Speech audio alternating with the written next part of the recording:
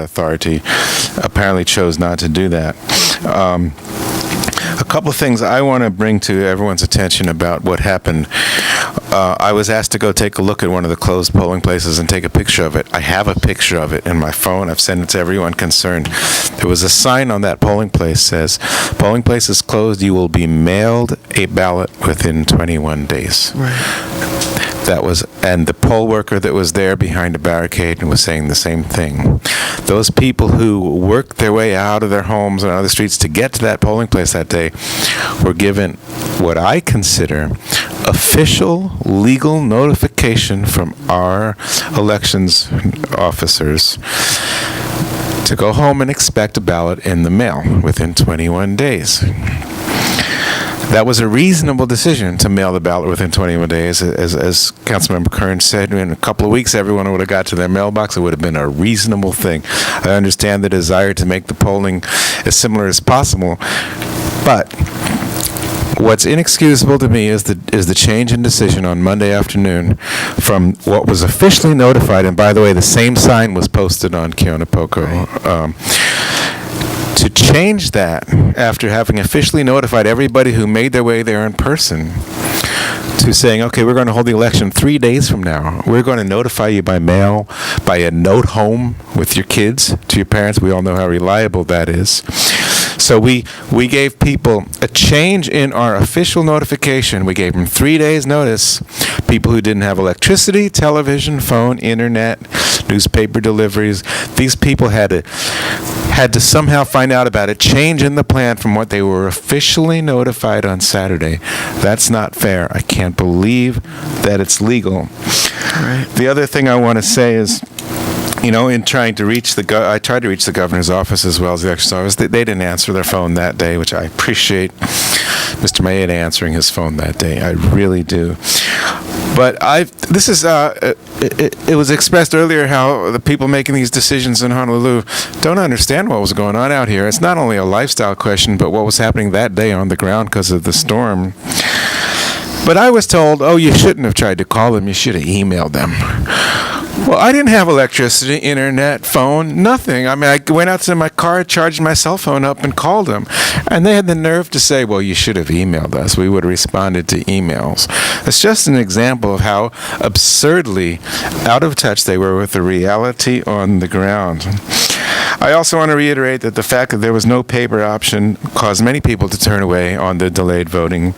And the lack of privacy, which I've heard described to me many times on that day of the delayed voting, caused other people to turn away.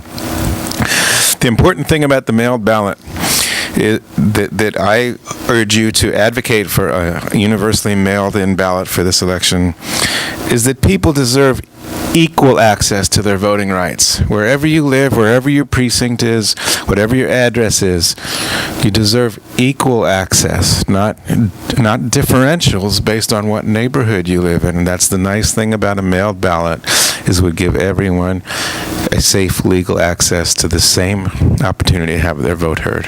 Thank you. Well, You have something on this point? Yes, I do. Okay, because then I was winding up. Thank you. But this is important. Okay, go ahead. Thank you, Ms. Willie, for granting me a little bit of latitude. I'm really, really angry with the State Office of Elections because I tried also the morning of Monday the 11th to reach Scott Nago, who was unavailable. I sent him an email Monday morning. I'd read a couple of sentences from that email. Mr. Nago, as you know, Hurricane Iselle caused extensive damage to the geographical district of Puna on the island of Hawaii. Additionally, due to the storm damage, most voters in Puna could not go to the polling precincts last Saturday, August 9, 2014, as they attempted to recover from the storm. I've attached a summary, etc., etc. Therefore, I respectfully request that every registered voter in Puna who did not vote be sent an absentee ballot immediately. I'm not going to read the rest. It goes along that line. And I got a form letter type thing back later that afternoon, which I picked up the next day, giving the same blather that we've been listening to for the last X number of weeks. They knew what was going on. Sunday morning, I was getting calls at my home from people who did have cell phone capability, telling me what was going on in Puna, because I wasn't down there. And Scott Nago knew because I emailed him this. I even had it on official letterhead when I emailed it. He knew what was going on. He chose to disenfranchise voters.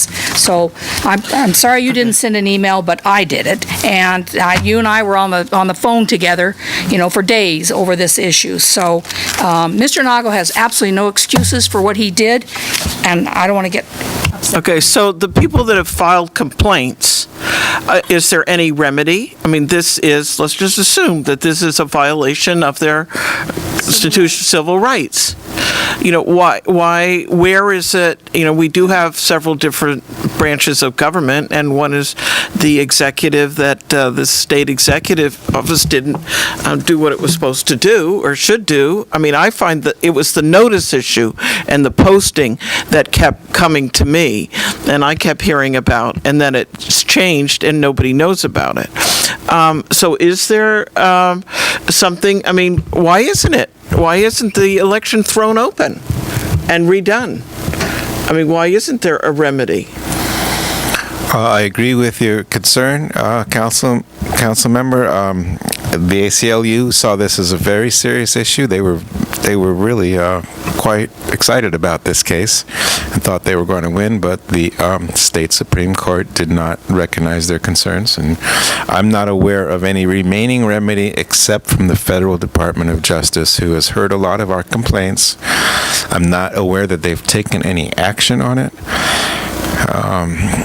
But anyway, the state covering the state. Described as water under the bridge. Madam Chair, I do have a tiny bit more information. Okay, I want to stop, though. Okay. I have staff holding for the 11 o'clock coffee item, and I think we ought to postpone that.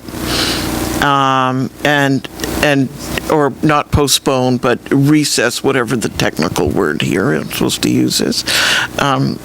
So I just want to, if I'm going to let Ms. Ford have one more second, I want to, before I do that, have some sense of this council when we have other committee issues to do where we're at. So I just would like a little feedback here in terms of the other things that we have on our plate. I agree. Gregor, what would... I agree. I am ditto on what you said. Recess those committees. Yeah, thank you, Madam Chair. Looking at this, thinking about it, talking to staff, I think we should recess both the Finance Committee as well as the 11 o'clock Agriculture, Water, Energy, Sustainability to tomorrow. That way it's not pushing it off. We're taking care of it as fast as we can. We do have a decent agenda tomorrow, but it looks like if we could maybe recess those to say like 11 o'clock tomorrow, which gives us a little bit of latitude, or 11:15 on the next one, whatever that is, then we're fine. So we can just wrap this up, and then we have to open up each committee and then recess it. Right, okay, and I'll let anyone, Ms. Ford? We've had a constituent waiting since 11 o'clock this morning to talk on this over in Coney. He's been sitting there all day. Okay. I understand. He wanted to watch this situation. The only question, I'd like to be able to ask him one question: can he come back tomorrow to listen to this? That's the only thing I'm concerned about right now, because he's been there for... Okay, he may not be able to listen to it if he can't, but you can go ahead and check. Mr. Corker, can you hear me in Kona? Can you come up to the table and push the button in the middle of the... Thanks, Scott. I'm still here. Thank you. Mr. Corker, I can't talk to you or ask you anything, but can you come back tomorrow at about, what, we said 11-ish? So sometime 11-ish to hear the ag bill? Okay. Brenda, tomorrow is my wife's birthday, and I promised to take her to marry me. Okay. Okay. Thank you. All right. Okay. We still got to recess. I have a question, though. What if we were to recess till 8 a.m. Tomorrow? No? Okay, just ask. 8 a.m.? 8 a.m. would be fine for me. Mr. Corker, there's nobody on the council other than maybe Margaret who's willing to get here at 8 o'clock. I'm sorry. 5 o'clock. Okay. Huh? Yeah, because we have to start our... We have what? Okay, so anyway, I just checking. When we, we're right in the middle of a committee meeting, so I just want to find out technically how we process this recess. I can't recess something that we're not in right now. May I? Yes, go ahead. Madam Chair, may I ask, is there a rush to do it tomorrow? Is it possible to do it next committee? And that way, people can come when they need to? Is there a rush for tomorrow? Okay. I just wanted to ask.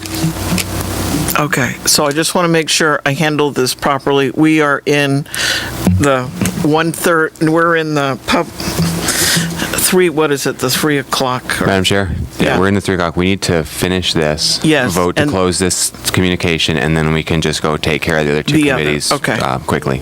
Right, okay.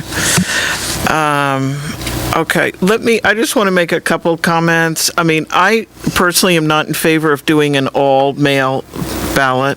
I know Stuart's gone back and sitting in its other seat, but I do feel the whole idea of why you provide things, even have that sense of doing the same, I don't